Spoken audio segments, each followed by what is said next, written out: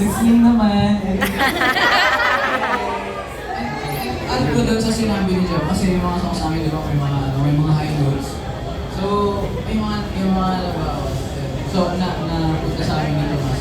So, nung mga unang beses na sinunod namin yung mga notes, nakakapagod. Pero, kalaunan na, kinain naman.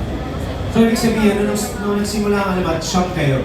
Tinding pagsubok sa buhay nyo, at may chance kayong pumili kung sinong member ang max. Si Thomas din isa. Thomas, okay, mic mo.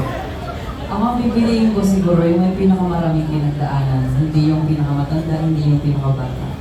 Piliin ko si Alison. Kasi kahit kasi gano'ng katanda kung hindi niya pinagdaanan yung mga dapat mga pagdaanan,